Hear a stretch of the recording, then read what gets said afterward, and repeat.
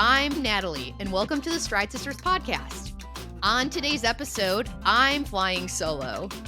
There are Springtime Surprise 2025 themes, Wine and Dine Half Marathon Weekend medals, and stories inspired by Disneyland's 70th anniversaries to chat about. Oh my. Don't worry, we'll be back to full strength soon.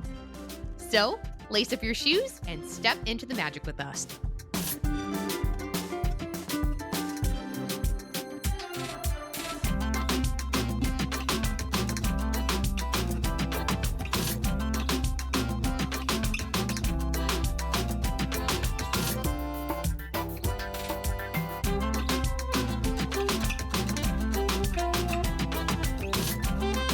Coming at you live from the Midwest. I am here. I'm alone. Hannah's not feeling so good, so it's just me this week. So take that as you will. So I am going to start things off like we normally do. Talk about training. Good updates on my end. I went to the doctor this past week. And my knees are perfectly normal. Thank you very much. But my doctor is not super concerned about it. We did decide to get an MRI just to rule things out and just for really my peace of mind. And as of the time of recording, we are waiting on the results of that. So I'm definitely very thankful. And I think that getting this for my peace of mind is a good thing. And we just want to rule out anything. He thinks, if anything, it's just a little bit of strain on my meniscus. But on the terms of training, because I was told I was good to continue on, obviously with pain, stop. But I ran 10 miles for my long run this week and had almost no pain whatsoever. And the only little twinges that I had came with about, I was running for about over an hour before that happened. So I'm super stoked about that. And they went away almost immediately. Whereas the pain had usually been, it would stick around for 5 to 10 minutes and then just go away. So pretty much as soon as I stopped, kind of like massaged a little bit, pain was gone. So very thankful for that. Had a really good 10 miler, by the way. I had a beautiful 60-degree morning, and as one of our listeners, Emily, said to me, it would heal me. It healed me. It was definitely a good reminder of what they mean when they say, slow down your runs in the summer when it's hot, 30 seconds per 5 degrees above 60 in Fahrenheit. And I know that. I know that. I know I need to be gentle with myself.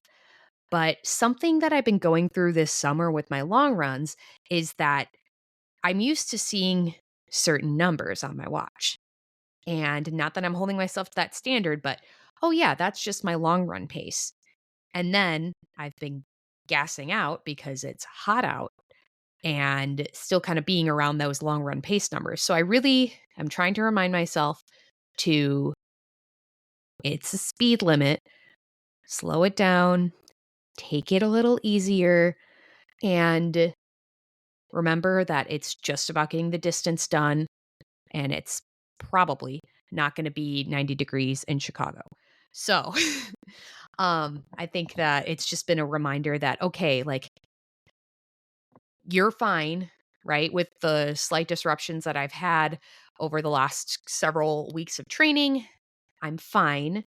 I'm going to be fine. I still got that fitness. I still got that dog in me, and I will be just fine. So if you are struggling in the heat, wherever you are, just know, yes, it's hot out, that you don't really need to try to overcome the heat, and that it's just going to feel poopy. So sometimes it just takes one cool run to really remember that. And that, like, you've got that fitness. Don't worry about it too much, even though that's a lot easier said than done. But I had a pretty good week of training. I can't believe that we are less than 3 months away from the Chicago Marathon. We're in a different spot than I thought I'd be in, obviously, with aforementioned disruptions and whatnot. But I think that it's also taught me a lot about my training, how I can be resilient. And, sometimes you do need to learn the lesson a little bit of the hard way of doing your strength training, doing your mobility to the extent that you can. So I'm glad that I didn't have to learn it like a super hard way, but that this was just a warning.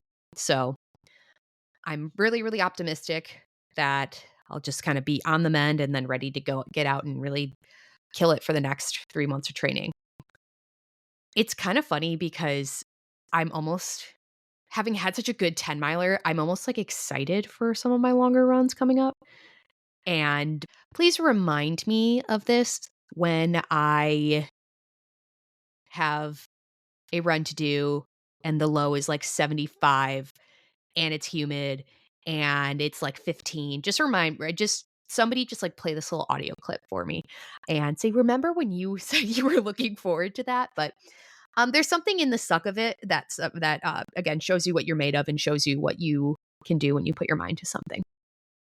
So I don't know. I'm like hopeful again about my marathon build and I'm excited. I'm going to keep trying to ride that high as we kind of coast through some things. But I have another little thing in this segment. We have a submission for the Blister Brigade. Loving these back-to-back week submissions. We have Caitlin F. coming in hot.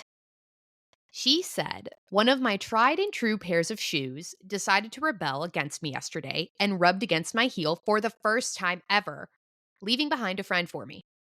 Small but mighty and impossible to photograph well because I am not Elastigirl.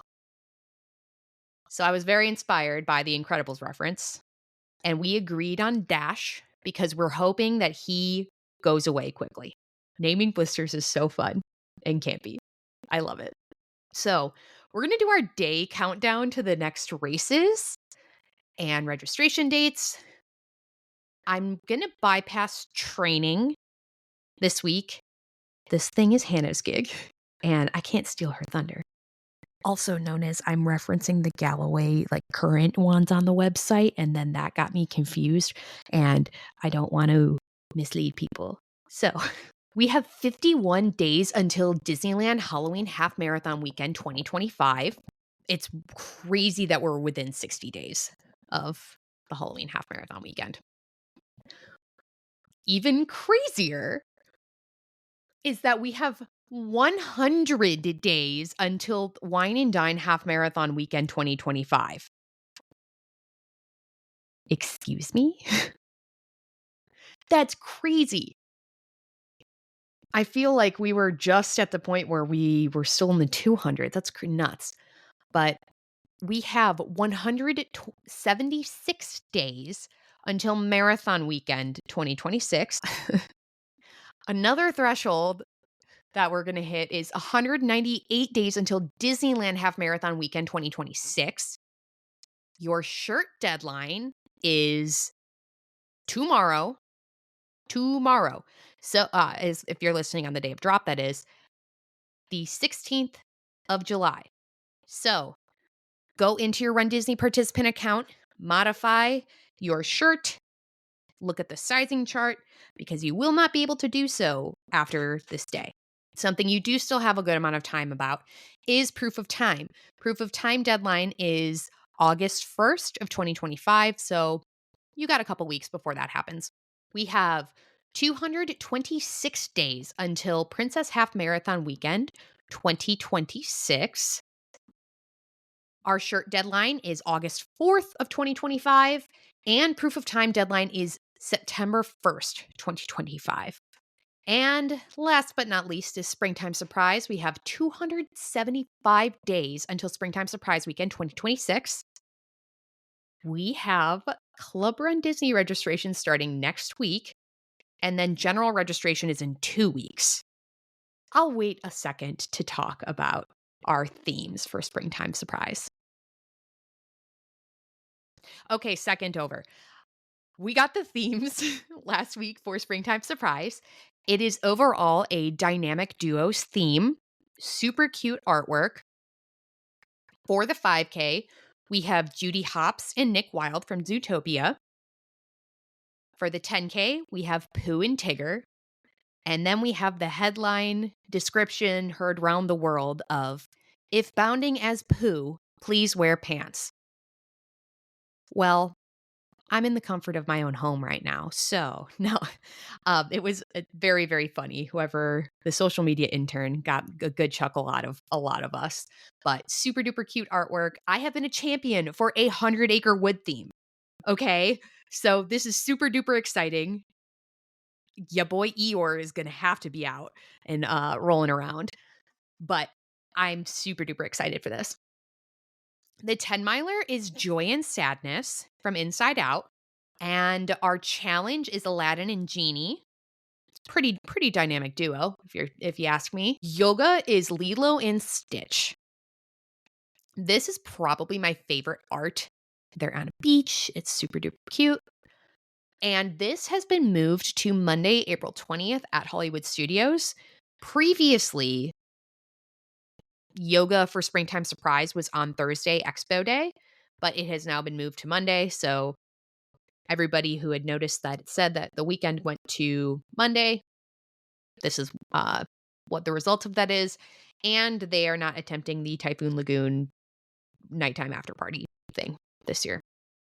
Talking on some logistical items, Proof of Time has stayed at an hour and 55 minutes for a 10 miler, but your Proof of Time deadline is January 5th, 2026.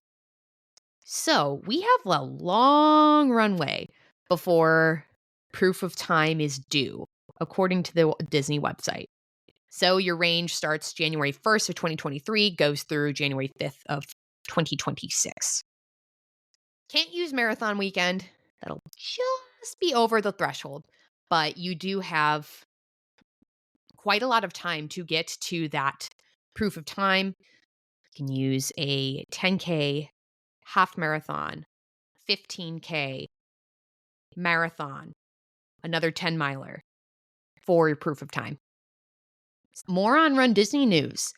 We got the Wine and Dine Medal reveal yesterday.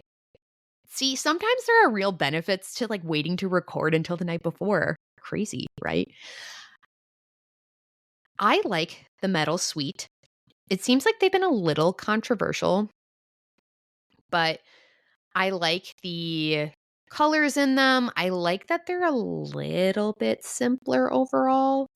I know I think we also are going to see some things on them like where you can't tell right now, but like this piece might move and that piece might move. So I fear not for this. But the Mulan and Mushu medal is super duper cute. I like all the colors on it. The 10K medal, which is Olaf, is called Olaf's Midday Munchies.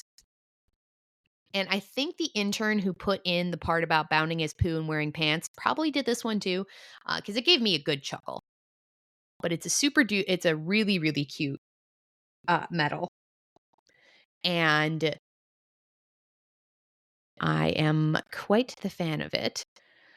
What I think is the winner, honestly, second weekend is the half marathon medal, Lady and the Tramp. The middle part with the pasta plate spins. The dogs look really cute, really shiny. And I think it's a really, really pretty medal. I really quite like this one. And manifesting that I obtain a bib and am able to earn it. And the challenge medal, which this is 10 years of the Wine and Dine Challenge, which is wild. So all y'all perfects, I can't wait to see what present you get. Beyond the medal that goes around, the extra ribbon, I mean, that goes around the medal, but it's the three fairies. So we have Flora and Merryweather on the front. And if you were confused, like I was for a second, Flora is the pink red one, okay? Merryweather is our queen in blue. And then you flip it up, it's shaped like a birthday cake, and you have Fauna on there. So super duper cute. I'm excited for that one. Again, manifesting that I'm getting a bib for it, for that cute medal. Big week for news. This past week, we got the dates for Mickey's Very Merry Christmas Party for the 2025 season. It'll run on select nights from November 7th through December 21st. And something that's important to note, if you have a reservation on site during the time that the parties are going, you can start buying tickets tomorrow, July 16th, which is super exciting. I know there was some drama with this over the last week too, where I think they originally announced dates or maybe dates leaked that they weren't going to start until after Veterans Day. And then all of a sudden there was an announcement, then they were back to the 7th. Because I know that there was a little bit of stuff with plans being disrupted, including mine potentially. So glad to see that they're starting the parties when they are. And it's super exciting. I can't believe we're already at the point of the year in which we're talking about Christmas. Uh, yeah, just horrified looks from everybody in the room. And it's crazy. Similarly, Jollywood Nights returns for its third year, and it'll run from November 8th through December 22nd on select nights. I will say that I didn't name all the nights for Very Merry, but there's a lot fewer for Jollywood Nights. There just are. The event dates for 2025 are November 8th, 15th, 17th, 22nd, 24th, and 29th. And for fun fact, Thanksgiving in the US is on November 27th this year. Also in December, we have the 1st, 6th, 10th, 13th, 17th, 20th, and 22nd. So a few more dates than they had last year because it was about weekly upon its inception. And it's a 5-hour event, takes place from 7:30 to 12:30 a.m. or 7:30 p.m. to 12:30 a.m. You can get in as early as 5:30 p.m. on the day of your ticket. So that's exciting. You have a lot more days for Very Merry. So that'll be also somewhat exciting. I heard that over last year that Jollywood went a lot better. So a lot of the feedback they had gotten in the first 2 years, and I can only imagine that this is just going to get even better. Um, and hold up. Why I'm talking about Jollywood Nights more than I'm talking about other things, meaning Very Merry. It's called Disney Holidays in Hollywood. Is confirmed to return, hosted by Kermit the Frog and Miss Piggy. So they still have jobs. They're still W-2'd, everybody. And post the removal of the Muppets. So that's exciting. That's at the stage at the Theater of the Stars, which is where Beauty and the Beast is during the day. So that's very exciting. So if you have a travel agent, which Hannah can be your travel agent, she's not here, so I'm going to plug her for you. Plug, plug, plug, plug, plug. If you have travel agent related things, talk to Hannah. Woo. They can help get your tickets if you have an on-site reservation during party dates, or help you with a lot of other things too. Especially we're getting into like Dealio season, so that's exciting. I know. Gosh, we're probably not even that far away from when we'll see deals for marathon weekend. Hotel deals, I mean, start to go up. So you can apply it to your reservation that you already have existing. So, or if you haven't booked yet. All right, time for a Disney fun fact or 2 or 3. On this day in 1995, Disney's Wedding Pavilion opens at the Grand Floridian. I had a chance to do a tour. I happened to be there during an open house for the Wedding Pavilion, and it was pretty cool. It was pretty informative. In the Wedding Pavilion, there's an effect that they have on the windows that it magnifies Cinderella Castle. It makes it look like you're like right outside, even though if you're ever outside that building, you're a little bit further away, but it looks beautiful, beautiful in pictures. But definitely super interesting if you are looking to get married or, that's something I would stop by and chat with them. On this day in 2020, Epcot and Hollywood Studios reopen at Walt Disney World after the COVID-19 pandemic closures. I can't believe that was 5 years ago. I was sitting in Ohio, Mr. Natalie and I both, and just like looking, because I mean, what else did you have to do? But different coverage of people who were there on the first like days that the parks had reopened. It was kind of crazy. And I'd be remiss if I didn't bring up that this week we are celebrating Disneyland's 70th anniversary. Absolutely crazy. What a day. Okay, so since I am here soloing, what do we do in times of need? We go to Mr. Natalie for ideas. And oh boy, he came through. He asked me if I had to eat at a Disney quick service for the 3 days leading up to the marathon. Which one am I eating at and what am I eating? Now, I am going to modify this because I am the captain now. And I don't know if I could eat at the same place for that many days. Like, that seems kind of impractical, right? Like, I have a couple submissions, but if I, like, how am I have to go, okay, it's not a have to go to Animal Kingdom every day because that sounds like a treat.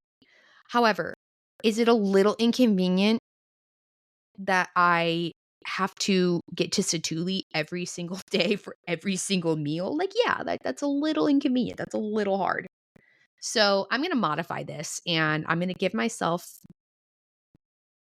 an option at each resort. I'm the captain, so I can choose that. Okay, so if I were playing by Mr. Natalie's rules, I would pick Captain Cook's The Polynesian, right? I got Thai meatballs to look at. I got pulled pork nachos to look at. I have Essence of Ohana because Ohana is right above it. Okay. I'm actually going to live look at the menu for funsies. See what my breakfast options are. I mean, you can't go wrong with a Mickey waffle. So, okay. Oh, okay. Yeah, no. Actually, I could maybe play by Mr. Natalie's rules, convenience and all. Okay. So, your breakfast options, you have Tonga toast, the famous Tonga toast. Okay. You got Mickey waffles. You have a breakfast burrito. Ooh. Morning flatbread or your classic bounty breakfast platter. You got your Prower breakfast bowls. Okay. I could eat here several days and be a happy girly. Lunch and dinner. Oh, I'm cracking my knuckles, but you can't hear it. We got a bunch of different island favorites that I could eat probably all of. So you got a spicy Korean chicken bowl, an aloha pork sandwich, the Thai coconut meatballs, a favorite, and Pan Asian noodles and vegetables. Duh, that's your carbs right there. And kind of some more of your standard entrees, bacon cheeseburger, chicken strips, our lovely, lovely pulled pork nachos, and a Caesar salad. Oh, but the menu just keeps going. You have your different flatbreads, a Hawaiian flatbread, pepperoni flatbread, cheese flatbread. And then this doesn't even get into our snackies and desserts and stuff. There is a late night dining, which seems like it's mostly grab and go options now that I'm looking at this a little bit more closely. But we'll let it slide as well anyway. So actually, I can follow Mr. Natalie's rules and I will go to Captain Cook's. I mean, like, how are you not just like chilling, like relaxing before your marathon? One of the good things about Captain Cook's is it's not a quick service that closes midday. So it is available. There's not that 2 to 5 closure, which I think most quick services don't actually have. It's more sit downs and table services, but it is open either way, which is nice. And so you can, I've gotten my pulled pork nachos at a lot of different times. Man, now I really want pulled pork nachos. Dang it, Mr. Natalie.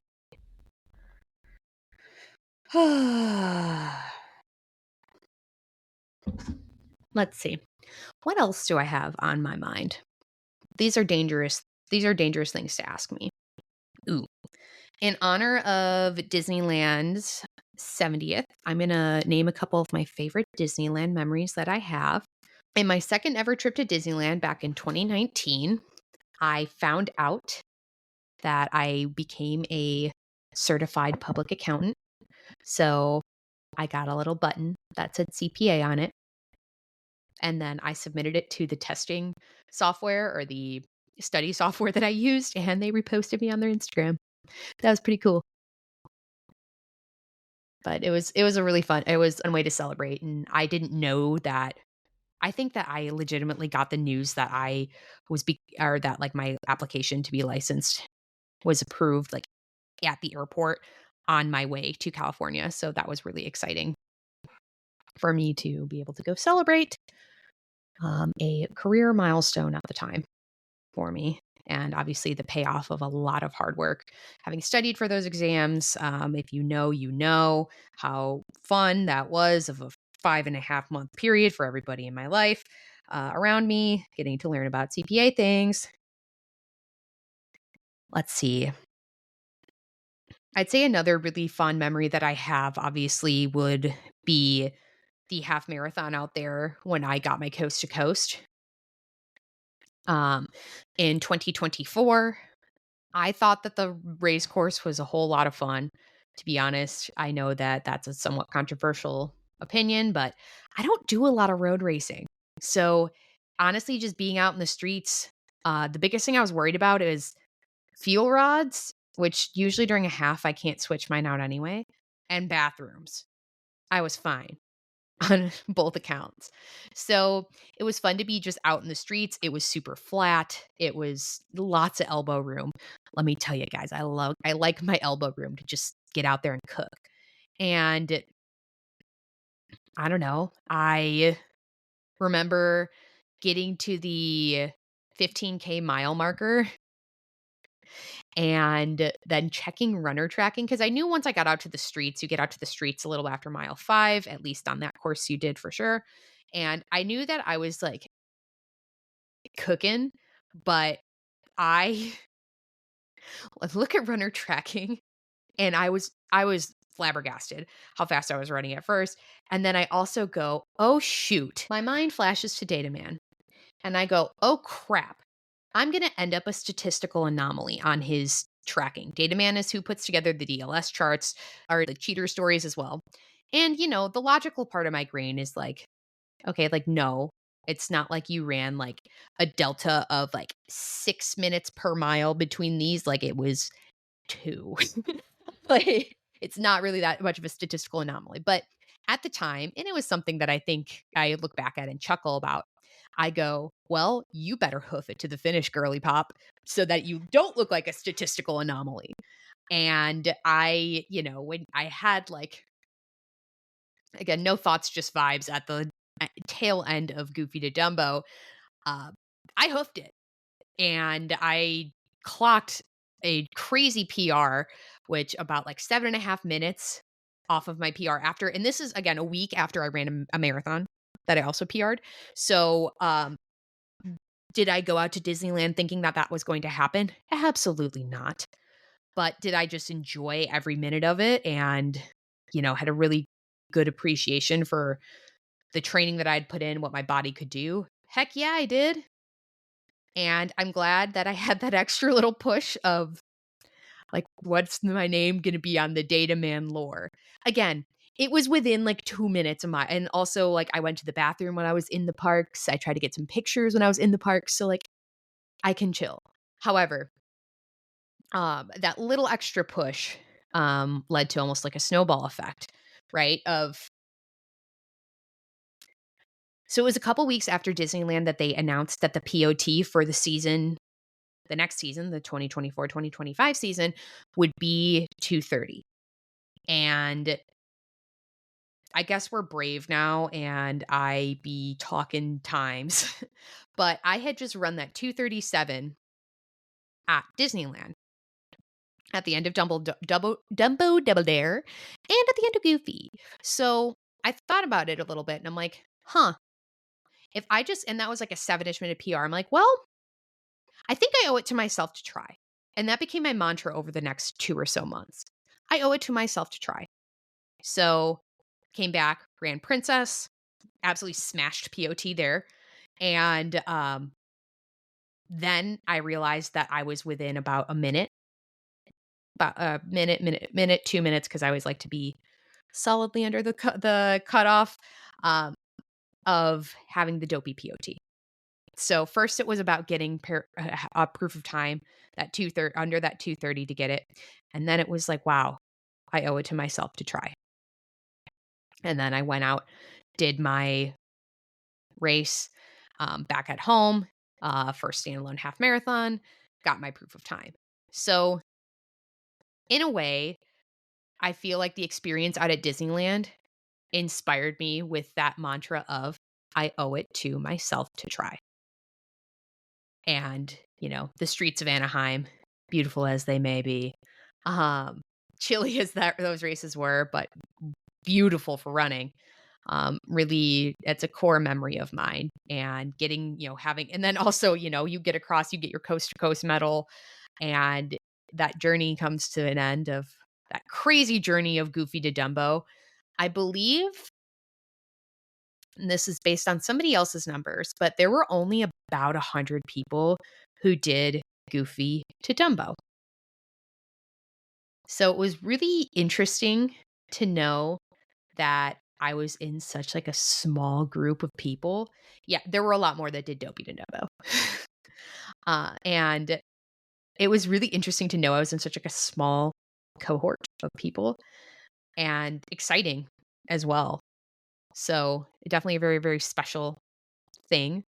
I stand by the fact that Goofy is a super underrated challenge. And one of these days, I'm going to not do Dopey, and I'm going to do Goofy again. Another special Disneyland memory. So the first time I went to Galaxy's Edge was at Disneyland. I went to Disneyland for my very first trip ever, and it was August of 2019. And I ended up there before Walt Disney World's Galaxy's Edge even opened. And at the time, I think my Disney adulthood was, I wouldn't say hibernating, because I saw the opportunity for a work trip to California and went, oh, I want to go to Disneyland. So I wasn't really hibernating, but I hadn't been following construction news, etc., quite as closely as I do now, or even have over the last 5 years. So I didn't really know much of anything except Star Wars Land is coming and I'm going to go see it. So I was messaging Maz and giving my updates. I went on Smuggler's Run. I went to Oga's Cantina. I got the blue milk and such. And I think that my experience was almost enhanced by not having a whole ton of expectations on it, besides this is going to be sweet in Star Wars. And I love Star Wars. So it's just something that I wasn't really following a lot of the news behind it, a lot of the lore behind it. The only thing I knew was that they had virtual queued like reservation windows in California as to when you could go into Galaxy's Edge at the very start of it. That was long gone by the time I got there in August. And it was so much fun. It was awesome. And I felt like I experienced it really, like, both like the Star Wars loving kid in me and just an immersing into the story. Right. So to me, like, obviously at Disneyland, like, it didn't replace anything in my mind. It was my literal first day there. My first ride was Big Thunder Mountain, because I'll get to that story yet. But my first ride was Big Thunder Mountain. I was on my way to Galaxy's Edge, and then I went to Galaxy's Edge and just experienced the land as it was. It was really, really cool to do so that way. It made for a very special time. I think I went on Smuggler's Run at least 6 times, because I kept single ridering, because I literally was a single rider. And I think, gosh, that's like my favorite ride on Smuggler's Run happened out at Disneyland as well. Don't think it was this trip. I think it was my, because I went to Disneyland, uh, 3 times in 6 months between 2019 into 2020, early 2020, before things hit the fan. And my very favorite ride on Smuggler's Run, I actually have 2. So one time as a single rider, I got to be the pilot, and this was like pre-COVID, so it wasn't like a COVID single rider. So you're by yourself in the car or in the cockpit of the Millennium Falcon. It was a oh shoot, like I think actually it was a full thing of single riders, to be honest. And some of the girls who I was chatting with in the single rider line. But yeah, I got to pilot the Millennium Falcon. It was awesome. It was right before close, so right before midnight. So it was last ride of the night. Not the last one completely on the ride, but the last ride for me of the night because it was after close by the time I got off. That's such a special memory. And then another time, I was with a family and they had ridden the ride quite a few times at this point, and they had a 6-year-old or so who finally actually, let me take a step back.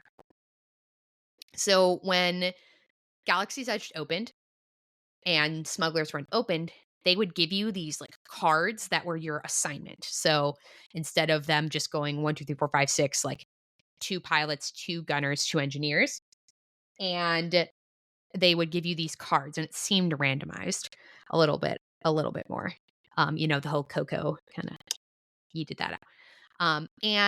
So anyway, I think or the little 6-year-old had picked up on the fact that the parents were kinda, like, swapping the key cards so that she wasn't the pilot. She's pretty small, and she really wanted to be the pilot, and I'm a single rider, and the mom turns around, she kind of, like, apologizes, she's like, "She kinda figured it out," and I just chuckle. I'm like, I'm here for along for the ride. And it became a prequel meme ride where like it was one of the most fun, like actually for like a little kid who couldn't really see the whole thing of what was going on. She was a pretty good pilot. I'm not gonna lie to you.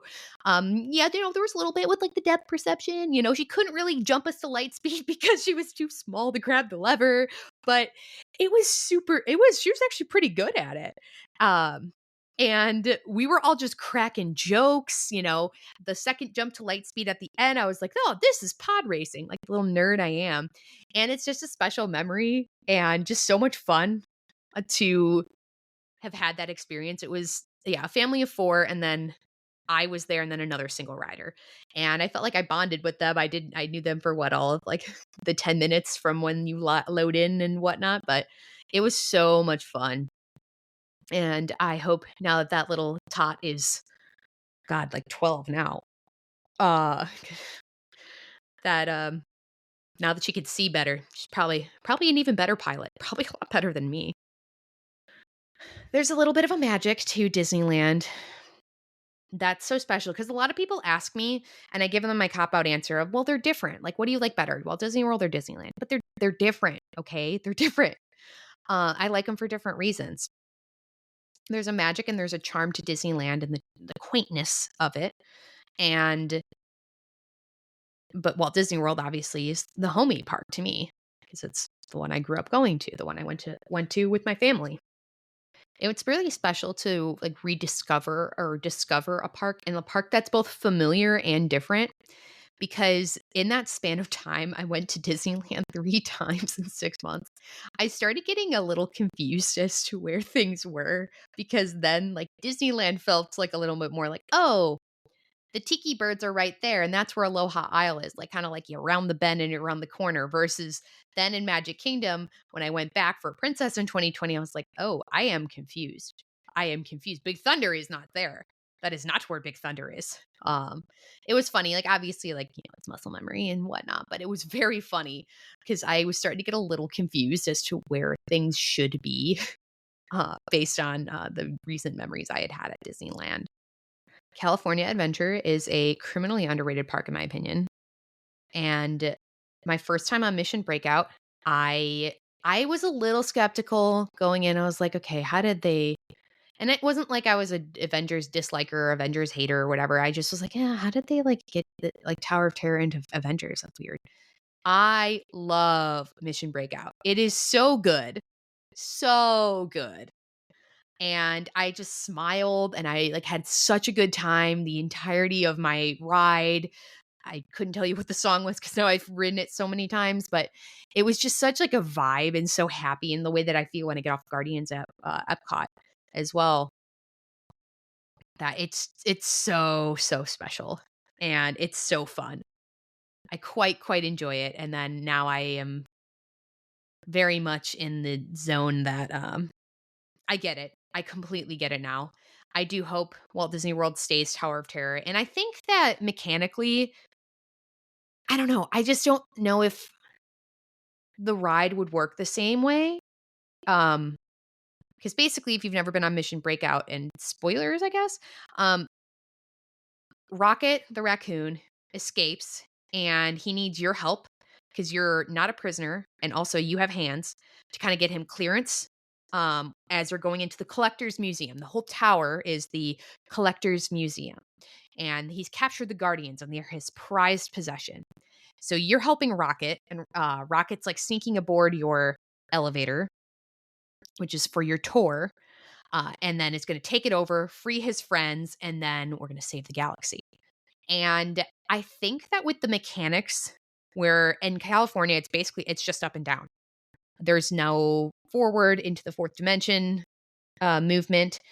And I think that the story wouldn't work as well because basically you stop and you pause on Mission Breakout on your show scenes a little bit more because you get like a clip, you get them saving or Star Lord and Gamora and Groot, and but then you pause a little bit longer and then you kind of either go up or down or you see these different show scenes, and I don't think that that would work the same way with the way the drop tower is sequenced in Florida. So could it get like something else? Maybe. But I don't really see it going to beyond the whole okay, obviously this is beyond the whole discussion of Marvel west of the or east of the Mississippi, blah blah blah blah blah. Mostly I'm talking about just like the concept of Tower going to Guardians or Mission Breakout. And I like that they're different. They're a different flavor of the same ride. So, quite like that. Another special memory is I think I was celebrating my birthday I was celebrating my birthday once there, and it was, my birthday's in November. So I was able to get like Christmas time and then also celebrate my birthday, and the number of people who like approached me as a single lady in the parks is like, "Oh, happy birthday." It was really special. One thing that was also I realized recently is that they still do Dreamlights out at California. So their castle gets its pretty icicle lights. And that's the most recent time I've seen them. So, and I know that it's unlikely that they ever come back to Walt Disney World. So it's kind of cool that my like memories are there of those. And there's just a certain charm. I know that my mom went out to Disneyland as a kid when she went on vacation growing up too. So I remember updating her, especially those first couple trips, and being like, "Hey, blah blah blah blah," like telling her about the different things I was doing. And even in my successive trips when I was last there, I sent a picture of the Candy Cane Inn to her and my grandma, and I was like, "Oh, this is being familiar." And it was really kind of cool because it's just generational. So can't believe it's 70 and to 70 more. Incredible years of growth, magic, happiness, good churros, good snacks. Snack game is incredible. Before I start talking about the Chicago White Sox 2005 World Series team, because they just had their reunion this past weekend and I was living for it, RIP Bobby Jenks. But before I go on too much, I'm going to wrap up the episode for this week. Thank you for joining me if you made it this far and did not tune out earlier. And I wanted to talk a little bit about and something that's been going, especially in some of my group chats with my friend group, and just kind of taking care of yourself, both from the aspect of wearing your sunscreen, hydrating, making sure you're fueling appropriately, stretching, doing your mobility, doing your strength training, but also the mental side of training. I know there's a lot of here we go again, and that can be either a good thing or a bad thing for you, depending on where you're at in things. And it's okay if getting back into the swing of training has felt not fun so far and has not felt like yippee dee, like skippity, I'm so happy. Okay. Just know that you're not alone in that you can be super duper excited for whatever your next race is, whether it's 5K, whether it's dopey, whether you're sticking with a 10K because you don't want to do super long distance running and you're smarter than I am sweating out here all summer. So whatever it is, just take care of your mental health and like feel the feelings you have to feel and know that like it's okay if you're obviously it's okay if you're not running the same way you were at the end of your last training block. It would be a little weird if you took a bunch of time off and then you did come back and run the same way when it's hot as blazes outside, okay? But earnestly try not to see everybody's happy faces on social media of like, yep, just killed my 5 miler. And if you're just feeling like, oh, I just like suffered through my 5 miler, just know that that's normal. A training block is a really long time, up to 29 weeks if you're following Galloway for the marathon. So there's going to be ups and downs. There's going to be good parts, bad parts, parts that you really feel like you're on top of the world, parts where you're like, oh my God, am I even going to make it?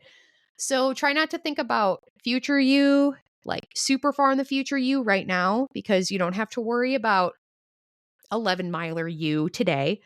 That's future you's problem. The Halloween half challenge, that's next week you's problem. But again, earnestly, just take it step by step, run by run, get out there and do what you can. But know that if you feel like a little bit like weird about starting it over and getting back into the training mood, that there's more people out there than you think that are in that same boat. So try to do something to make it fun in the best way that you can. So whether it's, stocking back up on some of your favorite fuels or, oh, like I'm going to go to the pool after my run and like putting in some sort of incentive or just something to make it like a little bit more enjoyable and kind of get yourself this base building time is really important. But make sure you're not just wishing it away and just setting yourself up for success. It's okay to feel kind of burnt out. And if you're still kind of burnt out from last Dopey and you're back in the saddle again, there's a lot more people out there than you'd think are in that same boat. So try to switch something up, be it your routes a little bit, be it, I don't know. Are you a speed work on a Tuesday type of girly? I don't know. Try it out. See how that works for you versus Thursday. Just do something to kind of keep things a little fresh and keep yourself motivated in the best way that you can. Kind of take some of those lessons from last season and just kind of keep at it. But take care of your physical and your mental health through training in the best way you can. Call a friend, DM us. I'm definitely a good ear and I'm happy to listen to. I'm going to speak for Hannah because she's not here right now to defend herself. But no, I do know that we're both really happy to listen. If you just have like, you want to vent sesh with us, DMs are open for you to chit chat. The good, the bad, the blistered. We're here for you. All right. I will bid you all adieu. If you enjoyed listening to our show, please leave us a review and a 5-star rating. We love reading your reviews out loud, and you might even be featured on a future podcast episode. We have a community spotlight on our Instagram at Stride Sisters Podcast. If you want to be featured for a Medal Monday, Finish Line Friday, or any accomplishment you want to celebrate, send us a picture via our social media platforms or our email. And to continue the fun, join us on our Facebook page. All those ways to connect with us can be found in the show notes. Thanks for listening. Until our next adventure, we're wishing you endless miles of magic and memories. See you next time.